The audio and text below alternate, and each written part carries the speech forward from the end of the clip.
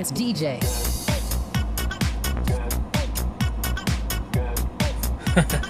Welcome back to my channel. As always, I hope you're doing absolutely amazing. Today on the show, y'all, I'm going to discuss one of the most amazing drives you can do here in Texas. Believe me when I say it's truly amazing. And I'm also going to discuss some of the waves that you do while you're down here. And yes, the bird, which I'm going to give it a dislike instead, counts as one of them. So stay tuned.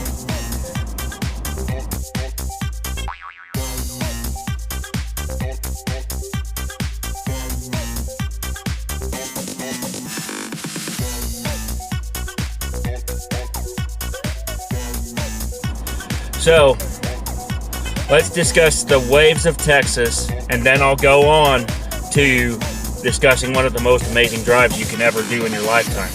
So, I'll start with the waves. Now, here's what they mean. First, I'm going to start with the most common one. Yeah. It's done one of two ways, and this one's going to likely get a censor. So just hang on. Yeah, you recognize that one. We call it the bird. And no. Alternatively, I give the dislike a thumbs down. Because it's a little bit nicer way of saying you've misbehaved, etc. Now we go on to the three friendly waves. How are you? How's your mom and them? Do we know each other? Easy. Use your whole hand if you know the person. Two fingers if it's how's your mom and them. And if it's one finger, it's just how are you? And just howdy. Or hello. So, alright, now from my closet at Studio Z. We are just going to discuss the curves and the mountains and the most amazing drive you will ever do if you live down here. Now, if you're a truck driver, you're probably going to end up in mountains anyway. This is for the four-wheelers and the RVers, especially the four-wheelers. So listen closely as I describe this drive to you. Now, in most states, you've got a few roads that have a couple of small curves, and they're almost always taken at low speeds. Not these roads. These are taken at much higher speeds than what you're used to. So, I strongly advise that you have a good handling vehicle before you take these roads. Especially once you get south of Alpine. So, let's talk US 67 first, between Cleburne and Fort Stockton. Now, on this stretch of road, you have lots of wide open spaces, very high speeds, okay? I mean, extremely high for your vehicle. Now, if you're used to driving 75 or 80 miles per hour, you're going to be fine on this road. But if you're not used to it, consider yourself warned that if, let's say, your prime incorporated truck goes on this road, you're going to be blocking traffic for several miles. And the reason why is because this is a two-lane road with a speed limit of 75 miles per hour. So, definitely consider how fast your vehicle can go before even attempting it. And ditto if you have any other semi-truck that's governed. And I'm using Prime as an example since they're the slowest semis on the road. With a speed limiter of 57 miles per hour, you cannot pass anybody. Then, you have Interstate 10 west the home of the second highest speed limit in the country, 80 miles per hour. Yeah. It's crazy how fast Texas has set some of these speed limits.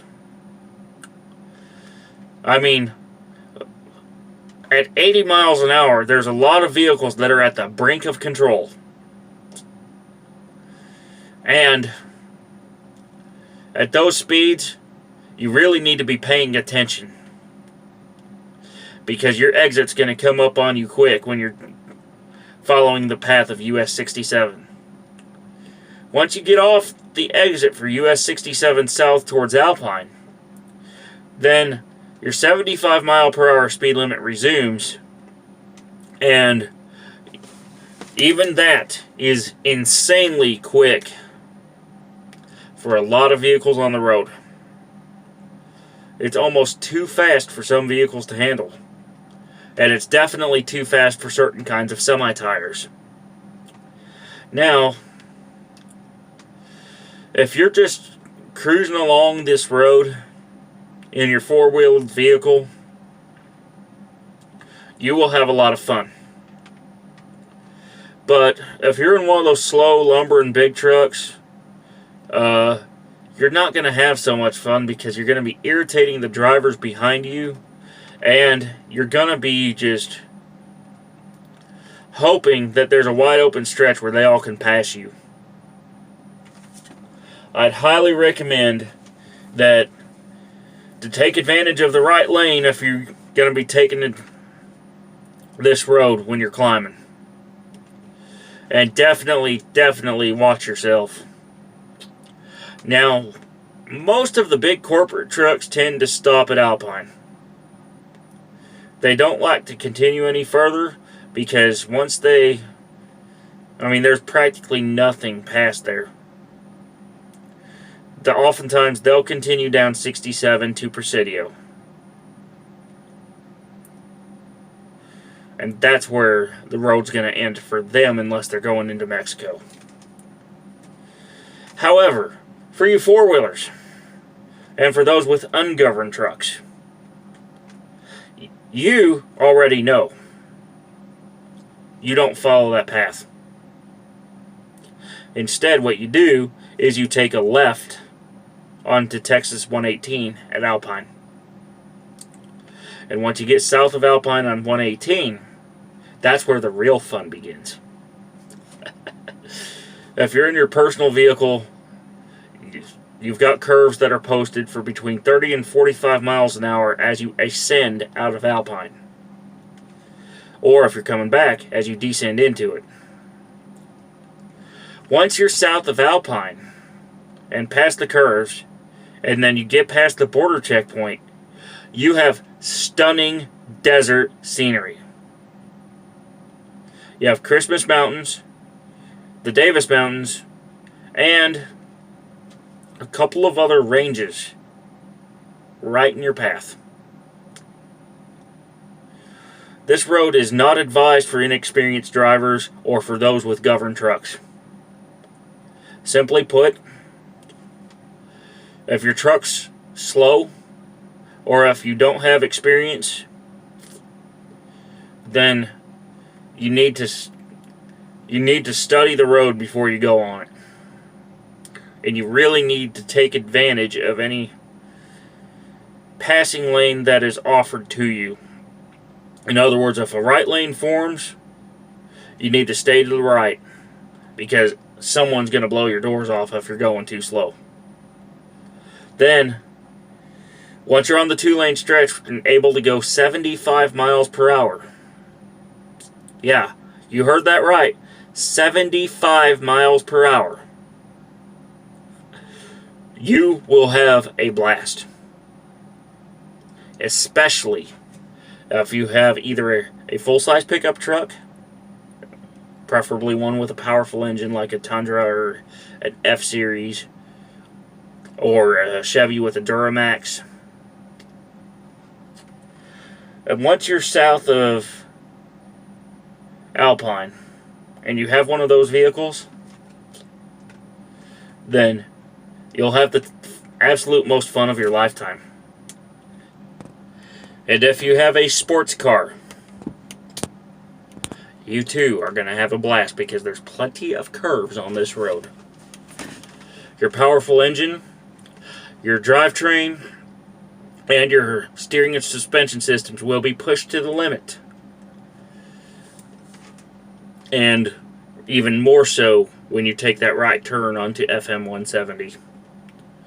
FM 170 runs right along the Mexican border, through the Studi Butte, Terlingua Ghost Town, Lajitas Resort, and then on into the Big Bend Ranch State Park before it finally ends at Presidio. FM 170 has a 15% grade. Think about it.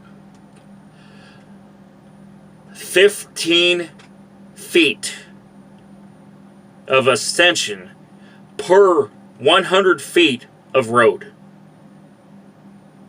Yeah, it's steep.